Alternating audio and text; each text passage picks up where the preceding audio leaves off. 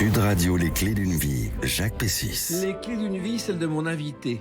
Paradoxalement, un maillon faible a fait votre force sur une chaîne, une aventure médiatique parmi beaucoup d'autres, parfois bien difficile. Vous les traversez en faisant rimer amour et humour, ceux d'un métier si cher à votre cœur, comme vous le racontez dans votre nouveau livre. Bonjour Laurence Boccolini. Ah, quelle joie de vous retrouver aujourd'hui, parce qu'on se connaît depuis longtemps, et puis, mais je vous ai jamais accueilli dans les clés d'une vie. Ça, c'est vrai. Et on a 1 heure pour parler de votre parcours. Génial. Et ce parcours, il est rythmé dans ce livre Showtime, Souvenirs du chaos chez Kero, dont on va parler. Régulièrement, il y a quelques infos qui vont surgir et on parlera de ce livre tout à l'heure. Alors, il y a des dates clés dans votre vie, et la première, elle ne vous correspond pas directement, mais elle correspond à un film qui vous ressemble, qui est sorti le 14 décembre 1977. Dans des classes de lycée, Diabolomante, et c'est vrai que vous dites dans votre livre que votre vie ressemble un peu à celle des personnages de Diabolomante. Oui, surtout à l'âge du collège, enfin du lycée, nous, parce que c'était pas un collège, du lycée, et quand j'ai vu Diabolomante, j'ai retrouvé beaucoup de... de la souffrance qu'il y avait sous-jacente dans ces personnages-là, qui avaient du mal à communiquer, de ces profs qui avaient une espèce de toute puissance sur les élèves. Et je me disais, oui, moi, mon adolescence, ça avait plus le goût de Diabolomante, qui est un film un peu doux amer, quoi. Qui s'appelait au départ Histoire de petite fille. Oui. Et pour que ce soit Diabolomante, on a tourné une séquence spécialement dans un café. Bah oui, pour que ça s'appelle et avec la merveilleuse chanson d'Yves Simon. Exactement. Alors, vous êtes né, vous avez grandi à Versailles, avec des parents d'origine italienne, je crois. Oui, absolument. Mon papa était né en Italie, il est venu à l'âge de 26 ans en France, épouser ma maman, qui elle était née en Italie, mais était venue beaucoup plus tôt. Donc en fait, j'ai pas de racines françaises pures et dures, on va dire. Ils ont été naturalisés français. Par contre, j'ai été élevée dans des valeurs de la République française très très profondes, avec un respect des institutions. Il fallait aller à l'école publique, il fallait respecter la République, il fallait pas en profiter, mais la remercier, et voter, c'était un geste incroyable. Moi, j'ai le souvenir de mes parents se faire très beau pour aller voter. C'est beau, quoi, voilà. Donc, mais mes racines sont en Italie, oui, c'est sûr. Et d'ailleurs, votre père, le métier de votre père rend les gens beaux, justement, puisqu'il est coiffeur. Et comme d'ailleurs Yves Montand et Serge Adjani, qui sont aussi d'origine italienne, et qui ont été coiffeurs à leur début. Absolument, oui. Alors, il était incroyable parce qu'il avait un petit salon de coiffure qui s'appelait le Barbier de Chaville, à Chaville, que vous connaissez, que je connais très bien. Et il avait beaucoup de comédiens, d'acteurs, on disait des vedettes qui venaient dans ce tout petit salon. Il avait des ministres. Parce que mon père avait un don d'écoute incroyable. Alors, il leur racontait leurs histoires d'amour, leurs cœurs brisés. Mon papa les coiffait, écoutait. Et c'était très drôle parce que j'ai rencontré Bernard Fresson. Oui. Un jour, je l'ai interviewé et il m'a dit, je me souviens très bien de votre papa. Je faisais des kilomètres pour aller dans ce tout petit salon. Écoutez votre père parfois jouer de la mandoline. Maman, elle disait, c'était pas une manière très intelligente de gagner de l'argent, de jouer de la mandoline dans son salon, mais mon père jouait de la mandoline dans son salon de coiffure. Et votre mère, je crois, était très, très organisée, Marie-Josée. Oui, elle vous a appris l'organisation, le rythme. Oui. Mon père travaillait énormément, il travaillait même le dimanche, donc je le voyais pas beaucoup. Ma maman travaillait encore... tout pareil, c'est-à-dire qu'elle partait très tôt le matin et je la voyais vers 19h30, donc les soirées étaient courtes, le week-end elle faisait ce qu'elle avait à faire dans la maison, donc j'ai pas beaucoup de temps qu'on appelle le quality time maintenant avec sa maman, je l'ai pas eu, ça m'a beaucoup manqué, mais elle pouvait pas faire autrement. Alors elle avait une organisation militaire qu'elle m'a repassée et j'ai beaucoup de mal à me dire, elle faisait le dîner du soir le matin, donc elle partait au bureau à 8h, elle était dans les transports pour aller au bureau, mais le dîner du soir était prêt, voilà. Et mes affaires étaient pliées sur ma chaise, etc.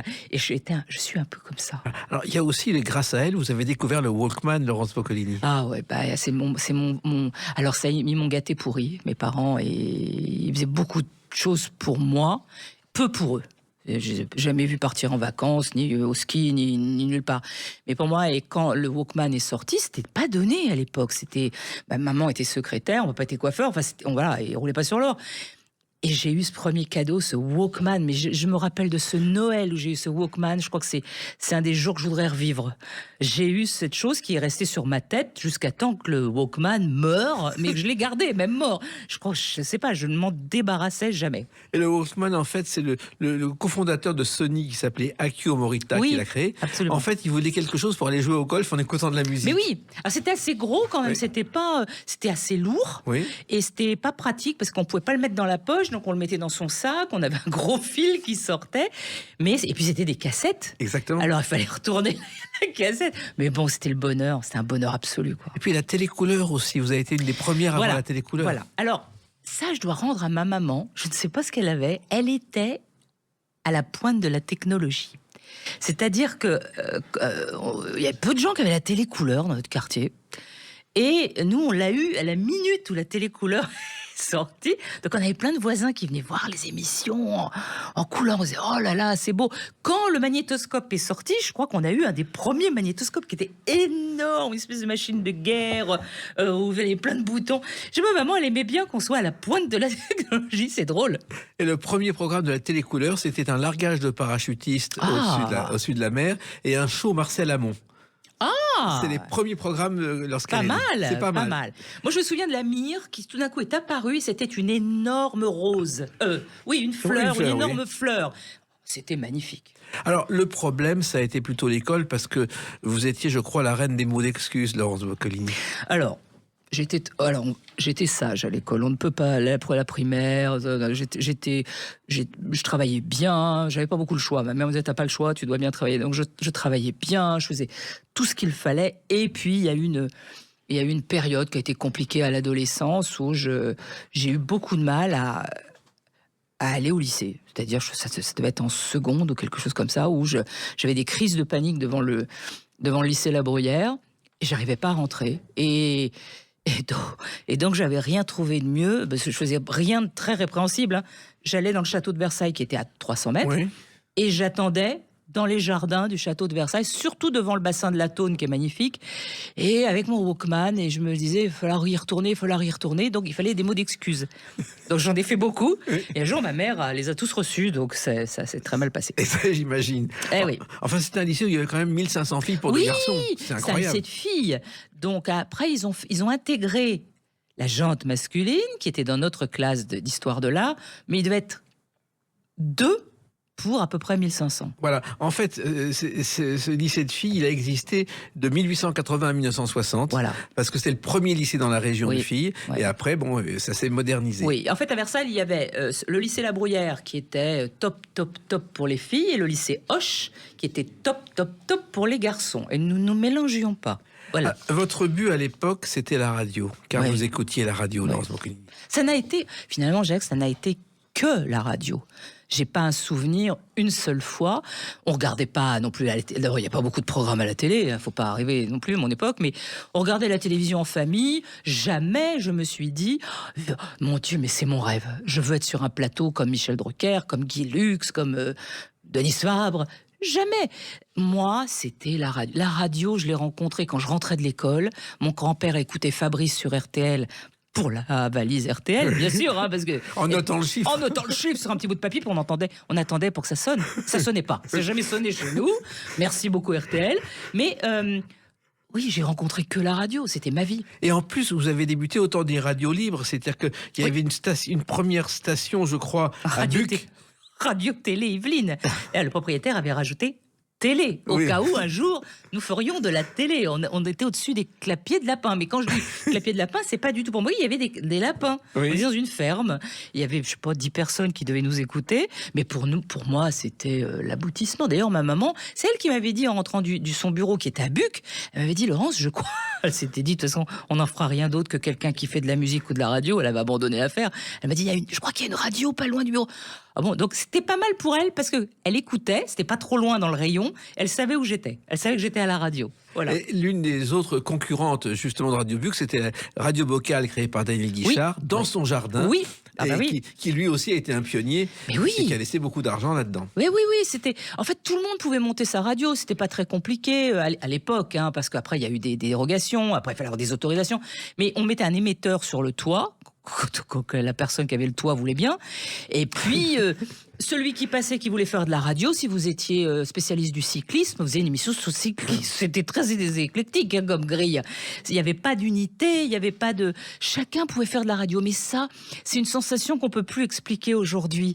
Parce que on y allait, on disait, voilà, j'ai entendu radio. Oui, on cherche, qu'est-ce que tu veux faire? Moi, je voudrais parler de musique. On a le minuit, 3h du matin. Génial, je le prends. Mais il y avait des radios libres insensées. Il y a un monsieur, il émettait, c'était ses ronflements toute la nuit, en permanence, et ça marchait. Et vous savez, Jacques, moi j'ai un souvenir de mon papa qui les dernières années de sa vie, était fan d'une radio. Alors peut-être que certains de vos auditeurs ont écouté cette radio aussi.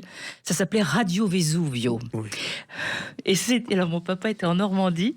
C'était à sa retraite, il était déjà un peu malade. Et tous les jours, il y avait un monsieur qui émettait de chez lui, qui avait appelé sa station Radio Vesuvio. Et il passait 3-4 disques, et entre chaque disque, il hurlait Radio Vesuvio. Et mon père, c'est génial. Le type est génial. Et moi, j'étais là, je regardais mon frère écouter Radio Vesuvio, et je trouve ça fabuleux. Mais effectivement, c'est un monde magique qui a fait rêver une génération. Et d'ailleurs, la radio, ça vous a poursuivi.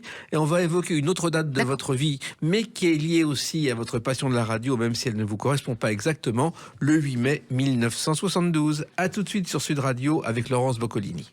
Sud Radio, les clés d'une vie, Jacques Pessis. Sud Radio, les clés d'une vie, Laurence Boccolini. Ce livre Showtime, Souvenirs du chaos chez Kero, qu'on évoquera tout à l'heure. Et votre parcours, on a évoqué votre passion de la radio. Et le 8 mai 72 débute une émission qui va compter beaucoup dans votre vie. C'est Les routiers sont sympas. Oui. Avec Max Meignier. Avec Max. Oui. Alors moi, si vous voulez, l'émission, elle me concernait pas vraiment. Mais c'est surtout, c'est que il y avait un standard de Max. Enfin, il y avait un standard d'ailleurs sur toutes les émissions à RTL. Et par contre, le petit truc original, c'est qu'il ne prenait pas de filles. C'est très drôle parce que moi, je voulais absolument être au standard de Max et on me disait non. On peut pas les filles. Mais pourquoi? Parce que des fois, les routiers, ils disent des choses aux filles. Alors je dis, ah oui, mais c'est drôle. Moi, je trouvais ça super drôle. Donc il y avait très peu. Mais Max était absolument adorable et c'était mythique comme émission. Exactement. Mythique. Et tout ça est arrivé grâce à Michel Drucker. Encore, oui. Qu'est-ce que vous voulez, Mimi? Moi, je suis allée le voir un jour en pipotant une histoire dont j'ai honte, mais elle est dans le livre. Hein, oui. Mais voilà, je suis allée le voir au studio Gabriel. Oui. Il est en train de faire son émission de télé. Pour moi, j'en avais rien à faire. Il était à la radio. Exactement. Donc, il était à la télé, j'aurais pu me dire quel monde merveilleux, il y avait des paillettes, rien à faire. Et je lui dis, voilà, je veux faire de la radio, il faut absolument que je fasse de la radio. Et il a été un peu pris de court, il m'a dit, écoutez, je vais vous donner le numéro d'une dame qui s'occupe de faire rentrer les stagiaires et les gens au standard de RTL. Je vous mets le pied droit ou le pied gauche. Je vous mets le pied droit dans la radio, à vous de vous débrouiller pour mettre le pied gauche. Et c'est vrai. Voilà, une fois que j'ai eu le pied droit, j'ai été totalement addict. Je savais que c'était ça que je voulais faire. Mais mes parents n'étaient pas... je venais de Versailles en train. Parfois, je prenais le train à 5h du matin de Versailles, qui n'était pas encore le RER. Je traversais le pont de l'Alma toute seule, il faisait nuit. Et j'allais quand même. Mes parents, c'était compliqué, quoi. Répondre au téléphone, c'était pas le but que maman souhaitait pour moi, mais ils pouvaient rien y faire. Alors, en plus, moi, je connais bien ça, parce que j'ai démarré de la même façon à RTL. On touchait, je me souviens, 4 francs de l'heure pour les émissions. On a un panier repas le soir. On avait un espèce de truc repas le soir et un taxi si on habitait Paris pour rentrer très tard. Exactement. Et en plus, ces 4 francs nous servaient, effectivement, c'était un véritable salaire à l'époque. Ah oui. Et en même temps, il y avait des émissions aussi bien que Ménie Grégoire, que Max Meignier, car moi, j'ai commencé le jour où RTL avait lancé une émission qui était une catastrophe sur les cinéastes. Et on a remplacé d'urgence par un jeu avec Max Meignier et Evelyne. Et il y avait une place au standard. C'est comme ça que j'ai débuté. Oui, mais c'était fabuleux le standard parce que, alors c'était un peu stressant parce qu'il fallait passer les bons auditeurs, parce qu'il fallait pas se tromper, il fallait noter les bonnes informations. J'étais au standard d'Anne-Marie Pesson, de Patrick Sabatier, de Bernard Chu, de Dominique Farran. J'aimais bien les émissions du soir parce que, c'était un peu rock'n'roll, mais quand même j'ai fait les émissions de l'après-midi. Et voilà, quoi, c'était un monde et tous les jours, je me disais, mais j'ai hâte d'y aller. Et en plus, vous étiez là pour rendre service pour d'autres émissions, vous étiez toujours là. J'ai tout le temps là. J'étais une espèce de fouine partout. Dès que je pouvais aider quelque part, j'avais appris le plan RTL par cœur. Je connaissais même le raccourci pour aller voir Happy, qui s'occupait des ordis au Exactement. voyez, Qui était celui qui s'occupait de la télévision. Voilà, quand j'ai été grosse tête après Philippe Bouvard venait m'embrasser, chaque fois ça me faisait plaisir parce qu'il me disait je t'ai connue petite, et les assistantes qui partaient à la retraite et qui m'appelaient toute Sugar Baby Doll parce que j'avais un sweatshirt que ma mère m'avait acheté où il y a marqué Sugar Baby Doll, et je le lavais le soir, et le lendemain j'étais Sugar Baby Doll. Donc comme personne ne se rappelait vraiment de mon prénom, tout le monde m'appelait Sugar Baby Doll dans les couloirs. Ouais, et ça fait penser justement à une chanson. Ah oui. Allez Robert. De quelle époque. Vous vous rendez compte que cette chanson a été refusée par toutes les maisons de disques, par la sélection de l'Eurovision en Grande-Bretagne. C'est dommage ça pour eux. Oui, C'est dommage. et finalement 3 millions d'exemplaires vendus. Moi j'étais amoureuse du batteur. Alors, c'est vrai que vous avez travaillé avec Philippe Bouvard dans les grosses têtes, vous occupiez des questions. Ça a été en 2 temps. Il y a eu 2 effets qui se coulent. J'ai travaillé dans le bureau de Philippe Bouvard, où Philippe Bouvard n'était pas, je précise, Philippe Bouvard n'était pas dans ce bureau-là. J'étais avec ses 2 assistantes qui étaient absolument adorables. J'étais derrière la porte et j'avais 2 gros sacs de courrier et je triais. À droite, les questions de Madame le Prieur d'Agon-Coutainville, je faisais ça. Alors, je faisais des tas. Et quand Philippe venait avant son émission, vérifier que tout était bien, il rentre, on voyait sa Rolls-Royce se garer, ou enfin en tout cas... C'était voilà. une Peugeot, il me semble, c'est une Peugeot allongée. Ah bah moi, ça pour moi c'était une Rolls-Royce. D'accord. Et il sortait, on dit attention, Monsieur Bouvard arrive. Moi j'étais derrière la porte, il ne pouvait rien m'arriver. Et quand il ouvrait la porte, donc moi en fait il me voyait jamais, puisque il me collait contre le mur avec mes sacs. Il restait 30 secondes, il partait faire son émission, donc il m'a jamais vu. Il m'a revu quand je suis devenue sociétaire des grosses têtes. Exactement. C'est tout. Et puis il y avait aussi les émissions du soir avec des stars comme Joe Jackson que vous avez rencontrés. Mais ouais, ça c'était magnifique, parce que c'était Jean-Bernard Hébé qui faisait des émissions fabuleuses. RTL avait eu une idée excellente avant l'AFM, hein, avant pas l'invention, mais en tout cas l'émergence de l'AFM. Ils avaient décidé de transformer RTL le week-end en une station américaine. Ils avaient mis un W, ça faisait WRTL. Donc vous aviez Bernard Chu, vous aviez Georges Lang, vous aviez Jean-Bernard Hébé, et vous aviez Francis Zégut, que j'embrasse, Zeg. Et tout ça faisait une radio américaine, et Jean-Bernard Hébé avait créé les concerts gratuits et enregistrés au Grand Studio. Donc les grandes stars qui passaient à Paris venaient chez lui et on pouvait aller les voir gratuitement dans le Grand Studio à partir du moment où on était habillé selon son dress code. Donc il avait des dress codes complètement farfelus, mais moi j'avais 16 ans, il fallait avoir des chaussures pointues blanches. Alors on arrivait avec des chaussures pointues blanches, il fallait avoir un truc rouge, on était tout en rouge. C'était gratuit, on venait de notre banlieue et on venait voir des stars comme Joe Jackson. C'était extraordinaire. Extraordinaire. Et en même temps, c'est comme ça que vous êtes devenu pratiquement journaliste de rock'n'roll ensuite. C'est comme ça que je suis tombé dedans dans la marmite et que je suis jamais vraiment sorti de la marmite finalement. Mais finalement, et vous avez petit à petit appris votre métier sur le terrain alors que d'autres vont dans les écoles.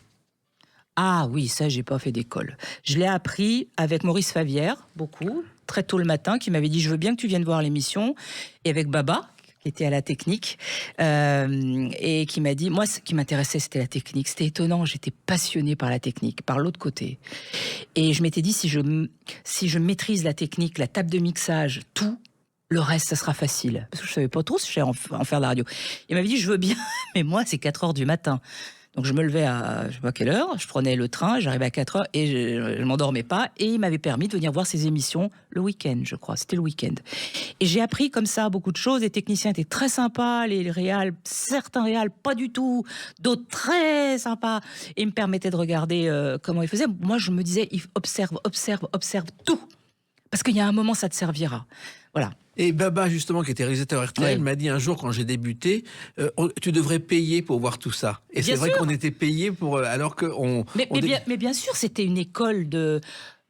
Quand vous regardez pendant une semaine quelqu'un faire une émission, il y a un moment, vous imprimez quelque chose dans votre tête. Quand vous regardez un technicien monter des bandes, changer de choses, mettre des jingles, réaliser, etc., il vous en reste des choses, une rapidité, une espèce d'efficacité. C'est compliqué de l'apprendre dans les écoles, ça prend du temps. Et vous avez un record, je crois, établi dans une station que personne ne connaît, au fond de Vélizy 2, qui est le plus ancien centre commercial de France, du monde, en 72, 98 000 mètres carrés. Vous avez fait de la radio de la nuit? Ah ouais, écoutez, c'est une radio qui était brouillée.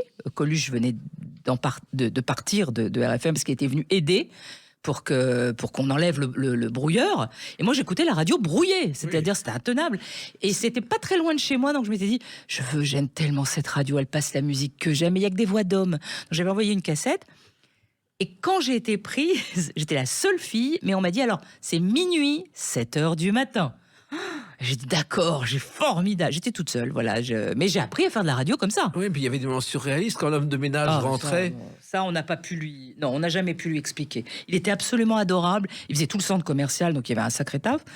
Et il y avait une petite lumière rouge, comme beaucoup de trucs de radio, pour dire je suis à l'antenne. J'étais toute seule. Oui. Et tout d'un coup, j'entendais un bruit. Et il avait une cireuse pour cirer le béton, parce qu'on était dans le centre de sécurité en haut. Et il ouvrait la porte. Et il cirait le béton sous mes pieds. Et moi, je lui faisais non, j'étais à l'antenne, je faisais des signes avec les pieds. Jamais. Il a fait son job, il a ciré le béton sous moi. Mais il était adorable. Et il y avait aussi les boucheries qui ouvraient le matin. C'est-à-dire que, oui. Alors, ça existerait plus, bien sûr. En fait, l'entrée, entre guillemets, l'entrée de la radio était une entrée par où passaient les marchandises. Donc, vous aviez des rideaux en plastique, comme dans les boucheries, gigantesques. Et le matin, quand je sortais vers 7h, les bouchers étaient en train de gérer la viande, avec la moitié des bœufs sur le dos, dans des cléburnous tout blancs, pleins de sang. Et il y avait une benne ouverte où ils balançaient les déchets. Donc, quand je sortais avec mes talons, je pataugeais dans le sang et ça donnait envie de vomir. Mais c'est qu'il y avait certaines attachées de presse très fortes qui arrivaient à faire venir des gens pour la matinale. C'était important, la matinale. Oui. Donc vous imaginez les stars qui arrivaient à 7h du matin avec leurs belles baskets et pataugeant dans le sang, avec la benne de déchets à côté et les bouchers qui nous regardaient comme ça. Mais ça ne se ferait plus aujourd'hui pour des raisons d'hygiène. Mais ils étaient très sympas. Ils étaient toujours morts de rire parce que j'avais envie de vomir, que je sentais. Mais ils étaient toujours très cool. Alors ça, c'est la période radio, puis il y a la période télé. Je l'ai trouvé à travers une date, le 24 septembre 1995. À tout de suite sur Sud Radio avec Laurence Boccolini. Sud Radio, les clés d'une vie, Jacques Pessis. Sud Radio, les clés d'une vie, celle de mon invité, Laurence Boccolini. Nous parlons tout à l'heure de Showtime, ce livre Souvenir du chaos, qui est un livre plein d'humour et de vérité chez Kero. Et puis, on a parlé de la radio et la télé. J'ai repéré une émission le 24 septembre 1995. Cette émission, vous êtes interviewé par Jacques Chancel, Ligne de mire. Ah oui. Et vous dites que finalement la télévision, c'est une joie, mais que c'est moins important que la radio. Je dis ça ? Oui. Oui, je me rappelais plus que j'avais été interviewée par Jacques Chancel, qui était absolument divin.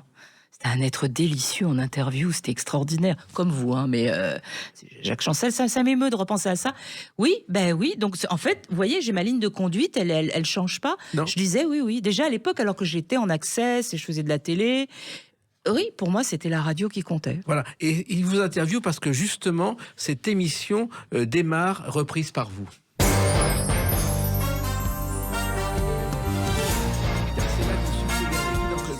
Très, très brièvement. Oui, 3 mois, je crois que ça durait. Mais vous expliquez que la gestion de 200 personnes pendant 26 minutes est un défi quotidien. Oui, j'avais 200 candidats. On avait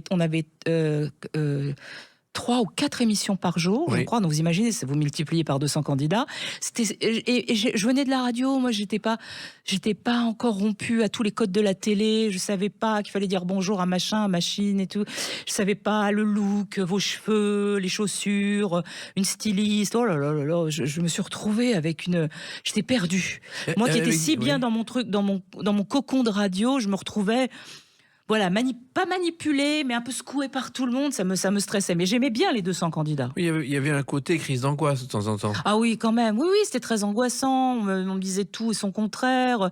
Les audiences, moi, j'avais jamais parlé. Donc là, les audiences sont pas bonnes. Bon, la preuve, c'est que j'ai été virée 3 mois après. Mais j'aurais jamais dû le faire parce que j'étais pas consciente de ce que je faisais. Alors, moi, je trouvais que c'était amusant de faire ça, mais j'avais pas pris l'importance de succéder à Nagui.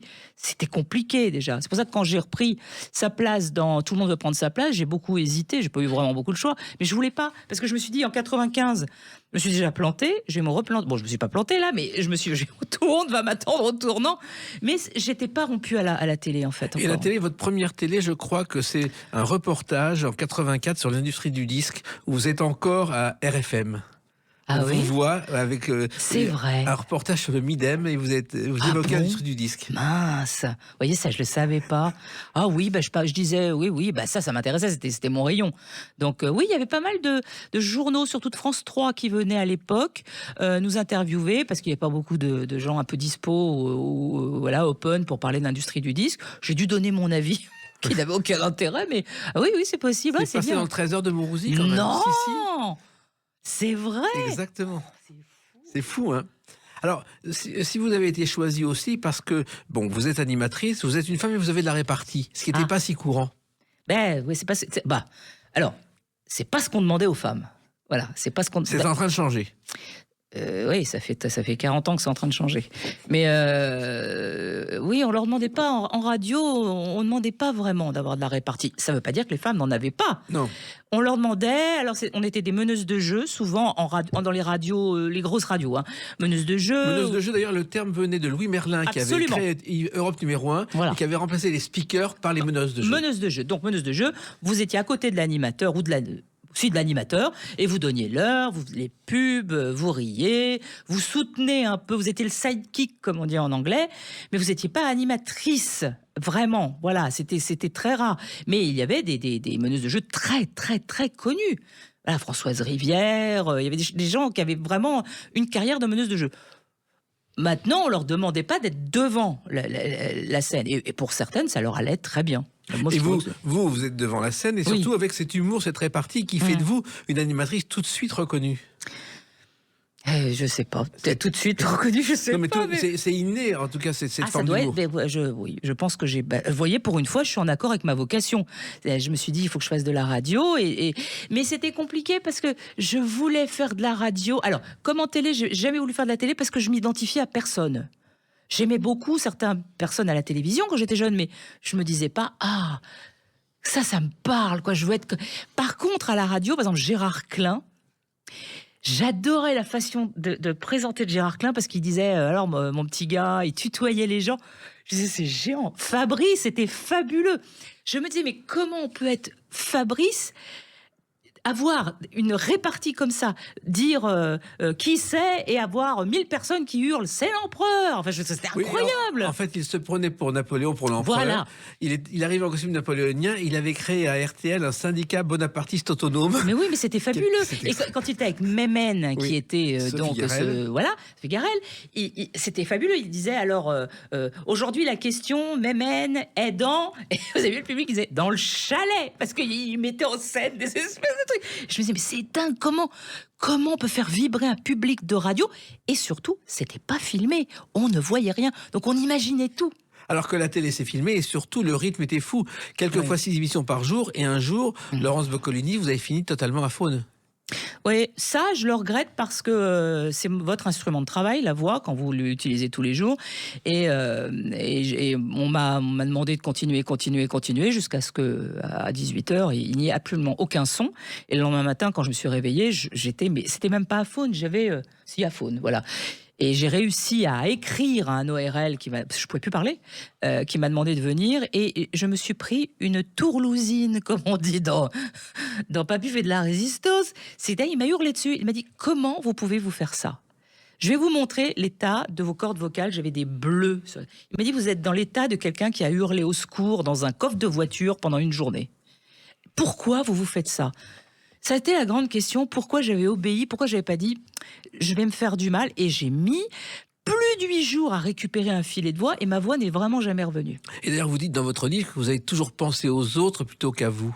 Oui, alors je suis pas Mère Teresa, c'est pas ça. J'ai pensé surtout à faire bien, au détriment de mon bien à moi. Et ça, c'est pas nécessaire. Ça, c'est aussi ce que vous a appris votre mère, et la rigueur et l'organisation. La rigueur, et surtout pas faire de vagues, et le patron a toujours raison. Donc là, quand vous partez de là, c'est très compliqué d'être un peu rebelle. J'ai jamais été rebelle là-dessus. Alors, il y a eu toutes sortes d'émissions, on ne va pas les citer, mais il y en a une quand même qui a compté plus que toutes les autres. Le maillon faible, 6 ans de succès, c'était à la fois un succès et un problème parce qu'on vous a pris pour une méchante. Oui. Presque toujours, les gens disent, vous n'êtes pas comme dans le maillon faible. Non, c'est 20 ans, donc je suis pas comme... Et ma pauvre maman qui faisait son marché en Normandie, qui disait aux commerçants, vous savez, Laurence, elle est pas comme ça, elle est gentille. Je disais, maman, c'est un jeu, c'est très compliqué pour les gens de comprendre. Mais là aussi, c'est votre sens de la répartie qui a fait le succès du jeu. Oui, et puis c'est d'assumer, parce que ce jeu existait en Angleterre, et moi je le comprends un peu, la réaction des gens. On leur a posé un jeu, tout d'un coup, où il y avait une animatrice qui était pas très sympa avec les candidats. Mais ce qu'il faut savoir, c'est que les candidats, eux, en demandaient. Ils disaient, au bout de 4 ans, j'ai commencé à m'adoucir un peu, j'avais plus beaucoup de répartie, au bout de 4 ans, j'en pouvais plus. Et les candidats sortaient, ils disaient au directeur de casting, on est déçus, on est venu, elle était pas méchante. Bon, bah alors, voilà, c'était leur truc. Non, mais on vous insultait parfois dans la rue. Oui. Ah, mais même parfois, tout le temps. Je crois que j'ai pas eu une vie normale après le normal, si on peut avoir une vie normale. Moi je pensais que j'allais avoir ma vie d'avant, j'allais faire mes courses, j'allais aller chercher mes fleurs, planter mes géraniums, aller au resto avec mes amis. Ah non, c'était très compliqué. C'était des insultes, c'était des pierres dans les carreaux, des hurlements la nuit, c'était des gens qui m'agressaient physiquement, c'était compliqué. Oui, vous avez failli vous empoisonner un jour. Oui, le café, ce que j'appelle le café à la haine. Oui, j'ai dans un resto en banlieue, où j'habitais à la campagne, une chaîne de restaurants. Je savais qu'on m'avait reconnu de toute façon et on m'a servi un café. Quand j'ai commencé à boire le café, je me suis dit, qu'est-ce que c'est? Et dedans, je n'ose pas savoir ce qu'il y avait. Ça brûlait. Je ne sais pas s'il y avait un produit chimique ou il y avait du poivre, du piment. Mais j'ai rien dit. Je suis partie sans rien dire. Finalement, ça s'est bien passé. Vous n'avez pas été empoisonné. Non, j'ai pas été empoisonné, mais j'aurais quand même dû dire, voilà, je regrette de pas avoir réagi parce que c'était pas normal. C'était pas normal. Vous pensiez que le maillon faible aurait autant de succès? Non, bien sûr que non. On avait signé pour quelques mois. Mais l'été, j'ai signé. L'été, moi, je devais vendre ma maison et partir habiter en Angleterre. Je voulais plus travailler. Je voulais plus faire ni de radio ni rien. J'en avais marre. Je travaillais pas. Ça me saoulait. Et on m'a proposé ce casting-là. Et j'ai dit bon, bah. On va voir. Et j'ai été prise. J'étais la dernière appelée sur la liste. Ils ont fait toutes les animatrices et les comédiennes de Paris et de Navarre. Et j'étais la dernière appelée. Ils se sont dit, bon, on va l'appeler elle. Et puis, ça a marché. Mais non, on a signé pour 2 mois. Ça a duré 7 ans. Exactement. Et aujourd'hui, vous continuez à faire de la télé, mais c'est beaucoup plus cool. Ah oui, non, oui, oh là là, oui. Oh là là, les gens, maintenant, ça y est, ils ont compris que c'est plus cool et puis je suis moins exposée. Donc, on me reconnaît, mais il n'y a plus cette animosité ou il n'y a plus cette espèce de... c'est elle, quoi. Puis il y a une chose qu'on sait peu sur vous, Laurence Boccolini, c'est que vous avez été aussi comédienne. Un peu. Il y a eu Ripou 3 quand même. Ah oui, il y a eu Ripou 3. Et j'ai quand même joué avec Philippe Noiret. Bon, après, on m'avait dit, tu sais, les grands comédiens, ils vont devoir arriver, t'es pas comédienne. Ils sont pas sympas, les grands comédiens. Oh, j'ai mince. Je suis arrivée sur le tournage de Ripou 3, j'avais été choisie par Zidi qui m'avait appelée. Je me suis dit, mais j'apprends. J'avais une longue tirade, ça tombait mal. Face à Noiret que je ne connaissais pas. Et je suis arrivée, j'ai tellement eu peur que j'ai bafouillé une première fois, on recommence, j'ai bafouillé une deuxième fois, une troisième fois, et ensuite j'ai fait un truc, parce qu'à la télé on parle très fort, enfin on parle pas très fort mais il faut que ça porte, oui. Même avec un micro. Et là, je me suis dit, bon, alors là tu le sais le texte, on l'a refait, je rentre, et je vais dire, Monsieur Morzini, bonjour, Monsieur Morzini, et je dis, Monsieur Morzini, en hurlant quasiment, alors que j'ai un micro et j'ai la perche au-dessus de moi. Zidi, le monsieur du son manque de s'évanouir. Zidi coupe et dit, tu sais, tu as 2 micros, tu parles normalement. Et j'avais envie de m'évanouir. Et Noiret a arrêté. Il m'a pris juste à côté, il m'a dit, c'est que du cinéma. Qu'est-ce que tu t'embêtes? Mais... fais ce que tu veux, fais ce que tu as envie, arrête, ne te prends pas la tête. Ah bon? Oui, non, il était adorable. Et puis, vous avez montré vos talents de scénariste et de comédienne dans Mademoiselle Joubert. Ça, ouais. C'est quelque chose d'important. Ouais, ça a été très important parce que j'ai tourné le premier épisode que je n'ai pas écrit. Et je me suis dit, mais cette Mademoiselle Joubert, elle manque un peu de relief quand même. Et à l'époque, Takis Kandilis dirigeait la fiction à TF1. Je suis allée le voir et je dis, je trouve ça... bof. Il m'a dit, écoute, si t'es si maline, apporte-moi un script. C'était si maline. Et j'ai été maline, je lui ai apporté un script avec les dialogues, j'ai tout fait. Et il m'a dit, bon, on le tourne, voilà, c'est bien. Et j'ai fait les épisodes suivants. Et c'est vrai que c'est une série qui a très bien marché. Oui, on a fait 10 millions la première diffusion. Et ensuite, la direction de la fiction a changé. C'était très compliqué. On voulait plus que j'écrive. Ça me ressemblait plus. Et j'ai arrêté. J'ai dit, voilà, je le fais plus. Parce que finalement, ce que vous faites, vous l'aimez ou vous le faites pas. Alors oui, ça s'appelle aussi se tirer des balles dans les pieds, parce que c'est pas comme ça qu'on est riche ou c'est pas comme ça qu'on est tranquille dans la vie. Mais là, je me disais non, j'ai pas envie de travailler comme ça. C'est dommage parce que c'était une belle série, elle aurait pu durer longtemps. On était toute une troupe de comédiens, on s'entendait super bien. Moi, j'ai appris à jouer avec des vrais comédiens de théâtre, avec Philippe Huchon, avec Patrice Juif, qui m'ont appris à jouer. Je savais pas jouer. Et je me suis dit est-ce que ça vaut le coup de se faire souffrance comme ça avec une direction de chaîne qui ne t'aime pas, visiblement, qui n'aime pas comment tu parles et qui n'aime pas comment tu écris. Et on disait toujours, on n'aime pas ces scripts, on a l'impression de l'entendre parler. Et les autres comédiens disaient, mais oui, mais c'est ça qui est drôle. Non, donc je suis partie. Exactement. Et vous avez fait d'autres choses, dont ce livre Showtime qu'on va évoquer à travers la date du 2 avril 2025. À tout de suite sur Sud Radio avec Laurence Boccolini. Sud Radio, les clés d'une vie, Jacques Pessis. Sud Radio, les clés d'une vie, celle de mon invité Laurence Boccolini. On a parlé de votre parcours. Et votre parcours, vous l'évoquez dans ce livre qui est sorti le 2 avril 2025 chez Kero, Showtime, Souvenirs du chaos. D'abord, pourquoi avoir fait ce livre aujourd'hui? Car vous avez déjà fait d'autres livres. Oui, alors j'en ai pas fait depuis 2008, je crois. C'est ma dernière expérience littéraire, entre guillemets. Et parce que j'ai atteint l'âge... intéressant, 62 ans, et je me suis dit qu'il était peut-être temps de raconter des choses. Voilà, c'est comme si la peur de déplaire avait disparu. Voilà. Là, en fait, c'est un livre vérité où vous confiez vraiment tout ce que vous avez sur le cœur dans votre vie professionnelle et privée. Oui, et j'ai pas tout écrit, on en a enlevé 80%. Il y a de quoi faire quelques volumes. Exactement. Après.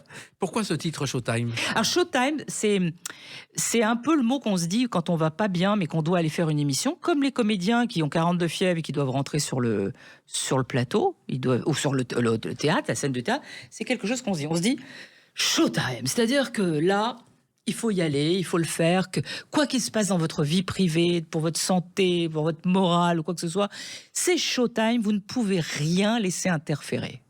Et il y a un autre mot qui apparaît souvent dans votre livre, c'est Frozen. Ah, Frozen, gelé, oui, parce que Frozen, c'est vraiment quelque chose chez moi qui a été c'est un gros problème. C'est quand les choses m'arrivent et qu'elles m'atteignent, je suis incapable de me défendre, donc je reste gelé. Et je me suis aperçu en énumérant certaines anecdotes que j'étais souvent en Frozen. Et d'ailleurs, Frozen, c'est le nom originel du personnage dans La Reine des Neiges, Olaf. Voilà. Frozen, voilà. Je suis Frozen très souvent. Alors, ce livre est plein de souvenirs et vous dites paradoxalement que vous avez peu de souvenirs, Laurence Boccolini. J'ai peu de... c'est-à-dire quand on m'interviewait, on me demandait pas mal. On me demande toujours quels sont vos meilleurs souvenirs de télé. Je ne sais pas, j'arrive pas à le dire dans l'instant parce qu'il y en a beaucoup. Et je me dis, il y a beaucoup de choses. En fait, il t'est arrivé tellement de choses qu'il faudrait les mettre à plat pour pouvoir en discuter avec toi-même. Voilà. Et en ouvrant une vanne de souvenirs, d'autres arrivent. Exactement. C'est ça qui est incroyable. C'est que vous dites, mais ça c'est après ça, mais ça c'est après ça. Et j'avais beaucoup de mal dans la chronologie. Donc j'ai dû appeler des copains qui étaient à la radio avec moi en disant, est-ce qu'il m'arrivait ça avant ou après? Personne n'était d'accord. Donc c'est un peu, à mon avis, il doit y avoir des fautes de chronologie. Mais voilà. Peu importe, le livre est plein d'anecdotes. Et vous dites, et c'est une franchise rare, que vous méritez l'Oscar de la bêtise. Oh oui, faut être honnête avec soi-même. J'ai pas été très maligne dans beaucoup de situations. J'ai manqué d'à-propos, j'ai manqué de réaction. Je me suis laissé beaucoup faire, beaucoup. Alors, c'est pas maltraité, mais je le dis tout le temps. Je dis, j'ai pas été là pour moi. Oui. En même temps, vous dites que vous n'avez jamais contrarié personne. Non. Et vous le regrettez après 30 ans. Oui, mais bien sûr que de temps en temps, si c'est bien fait, on n'est pas obligé d'être violent. On a le droit de dire je ne suis pas d'accord. Je ne suis pas d'accord avec la manière dont vous me traitez. Ce que vous dites est faux. Je n'ai jamais fait ça. Je ne vois pas pourquoi. On a le droit. Mais moi, Frozen, c'est-à-dire, je me disais, j'ai toujours cru que je méritais les choses un peu désagréables qui m'arrivaient. Alors que c'est le contraire, mais vous êtes quand même toujours là aujourd'hui. Écoutez, c'est dingue. La preuve, oui, ça oui. Alors, il y a aussi la crainte permanente d'être viré. Ça c'est une chose importante que vous évoquez dans ce livre. Mais quand on aime un métier comme moi, je l'ai aimé, quand je parle de la radio, quand je parle de tout, de la musique, tout ça, c'est qu'on vous met aussi sciemment une épée de Damoclès sur la tête parce qu'on essaie de vous faire passer le message de manière bienveillante, mais qui n'est pas vraiment bienveillante, que écoute, c'est toi qui vois, mais il y en a quand même beaucoup qui aimeraient faire ça. Au début, moi, je me disais, mon Dieu, mais là, on va me remplacer. Si je pars en vacances, on va me remplacer. Donc, il m'arrivait à Europe 1 de ne jamais partir. J'étais en couple à l'époque, il partait tout seul en vacances. Je disais, mais je peux pas partir, parce que, tu te rends compte, on m'a dit que si je quittais mon poste, on allait me remplacer. Mais vous voulez parler d'une vie? C'est pas possible, on peut pas vivre comme ça, mais on vous le disait. On me disait, tu sais, il y a... Elle est pas mal, et puis, oh là là, rien que d'y penser. Voilà, donc moi, je me suis mise dans une situation où je me suis dit, oh, si je pars, si je prends du temps pour moi, si je me prends soin de moi, je vais perdre ce que j'aime le plus, quoi, mon job. Alors, il y a aussi une chose que vous évoquez, et malheureusement, la loi ne permet pas, c'est se protéger des idées volées. Ah ouais, bah ça, on vous le dit en permanence, que les idées ne sont pas on ne peut pas protéger des idées. Il paraît que si, mais en réalité, c'est non. Hein. Mais vous avez eu toujours beaucoup d'idées. J'ai eu beaucoup d'idées, j'aurais mieux fait de la fermer. Voilà, ce que je peux vous dire, c'est que j'ai eu beaucoup d'idées, je les ai pas données aux bonnes personnes. Et après, je les voyais arriver en live à la télévision, mes idées, et je disais... Mais c'est le truc dont j'ai parlé pendant le déjeuner. Et on me disait, oui, mais tu sais, c'est pas vraiment ton truc, parce que c'est une idée qu'on a eue aussi. Mais on était tous les deux tout seuls quand j'en ai parlé. Oui, beaucoup. Donc maintenant, je dis plus rien. Je les vends, mes idées. Ouais, alors, il y a beaucoup de choses dans ce livre, notamment quelque chose que vous auriez pu disparaître. Un jour, vous avez fait, Laurence Boccolini, du saut en longueur à reculons. Ah bah oui, alors là... saut en longueur. J'étais sur Mademoiselle Joubert avec un réalisateur qui était assez particulier, qui se levait très tard. Donc on tournait que l'après-midi, c'était agréable, hein, mais en même temps, bon. Et il était un peu tyrannique sur le plateau et aucun assistant osait dire quoi que ce soit. Et je dis ma réplique dans une cour de récréation. Des enfants étaient derrière moi et à un moment, un signe, les enfants devaient partir. Sauf qu'il y en a un qui n'est pas parti, il est resté à plat ventre derrière moi. Aucun assistant n'a dit « coupez, il y a un enfant derrière toi ». Et donc, j'ai continué ma réplique, j'ai reculé, j'ai senti sous mon pied quelque chose. Et dans ma tête, je me suis dit, il y a un gamin qui est derrière, donc je vais tomber. Parce c'est long, mais on a le temps de se dire, je vais l'écraser. Et donc, j'ai sauté en arrière pour l'éviter. Au même moment, il est parti. Et je suis retombée sur mon coude. Et deuxième jour de tournage, je me suis cassé le coude. Voilà. Alors, votre santé, justement, est très présente dans ce livre Showtime, Laurence Boccolini. Et c'est vrai que vos problèmes de santé, vous les évoquez sans détour. Et vous en avez un nombre incroyable. On ne va pas les détailler. Oui, je ne suis pas un bon cheval. Enfin, après, ça ne m'a jamais empêché de travailler, mais je ne suis pas un bon lot à la loterie, quoi. Je veux dire, oui, j'ai eu des soucis, mais c'est pas tellement le fait que j'en ai eu beaucoup, finalement. C'est parce que je n'ai pas pris... comment dire ? Je me suis jamais arrêtée pour dire, voilà, tiens, j'ai ça, je m'arrête, je prends un mois, je peux pas. Donc en fait, quand j'ai écrit ça, je me dis, mon Dieu, pendant ce problème-là, tu tournais ça. Pendant ce problème, Mademoiselle Joubert avec le bras cassé, j'ai continué à tourner avec le bras cassé. J'avais le bras qui pendait. Alors que vous n'êtes pas quelqu'un qui a un côté bras cassé. Non, mais j'ai tourné avec le bras cassé. Faut pas tourner avec le bras cassé. Le truc le plus intelligent qu'on puisse vous dire, c'est tu t'arrêtes, on va te mettre le jarrier, tu ne bouges pas pendant un mois. Voilà. Mais non, moi j'ai continué à tourner avec le bras cassé. J'ai continué à tourner comme beaucoup d'animateurs, hein, comme Malade, avec la crève, avec 40. Mais comme beaucoup de gens. Ça, c'est le milieu du travail aujourd'hui. Cette espèce de pression, c'est pas qu'à la télé, c'est pas pour me faire plaindre. Moi, je suis entourée de gens qui font pas de télé, donc qui travaillent dans des milieux tout à fait différents, qui me disent, mais moi, cette pression-là, je l'ai. Je viens travailler, j'en peux plus, je suis au bout du rouleau, mais on me dit que c'est mieux si tu viens. Voilà. Et vous êtes là parce que vous êtes courageuse et que vous reculez devant rien. Et vous évoquez aussi de l'alien dans votre oreille. Ouais. Ah ben voilà, depuis quelques années, j'ai une personne dans mon oreille. Je lui donne un nom parce qu'il y a un moment, je vis pas toute seule, hein, je vis avec quelqu'un dans mon oreille. Et les gens qui ont des acouphènes savent de quoi je parle. Donc moi, j'ai une tumeur, j'ai un paragangliome, un train tympanique, c'est-à-dire j'ai une tumeur à côté du tympan, qu'on ne peut pas atteindre, on ne peut pas l'enlever, on peut pas. Elle est tellement mal placée, elle est placée dans les nerfs, c'est-à-dire si on y touche, c'est une paralysie faciale, on ne peut plus avaler. Donc on est obligé de la surveiller, on a essayé de l'emboliser dans un grand hôpital, ça n'a pas marché, et puis là en septembre j'ai eu une très très grosse séance de radiothérapie avec une machine qui est merveilleuse de technologie qui ne cible que les tumeurs et les problèmes au cerveau, en espérant que dans un an, elle est rétrécie. Mais j'ai toujours Bobby, que je l'appelle Bobby, oui. C'est-à-dire j'ai Phil Collins, j'ai des batteurs dans l'oreille, j'ai des sifflets, j'ai des très gros sifflets, j'ai comme des gens qui parlent, j'ai des boîtes à musique.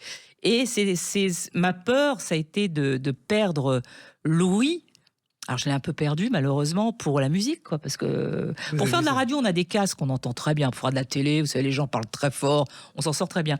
Mais au point de vue personnel, c'est dur. D'abord, je suis jamais toute seule, c'est fatigant. Et puis, quand même, la musique, j'entends moins bien le détail de la musique. En revanche, il y a une autre passion qu'on découvre dans ce livre, parce que vous citez beaucoup de films, c'est le cinéma. Alien, justement, vous en parlez. Oh là là, oui. Vous savez que le film Alien, en fait, tous les dialogues ont été improvisés par les comédiens. C'est-à-dire qu'il y a les directives du metteur en scène, et ensuite ils se sont débrouillés. Ouais, j'ai une passion pour Alien. Et tout le cinéma, vous citez un nombre de films incroyables dans ce livre. Ouais, j'aime bien le cinéma d'avant-guerre, où j'aime bien le cinéma avec Louis Jouvet, j'aime beaucoup Louis Jouvet, mon film préféré c'est Manège avec Simone Signoret. Vous citez Jean Gabin dans Le Pacha. Ah bah oui, moi je connais des films par cœur. Le Manège, je le connais par cœur.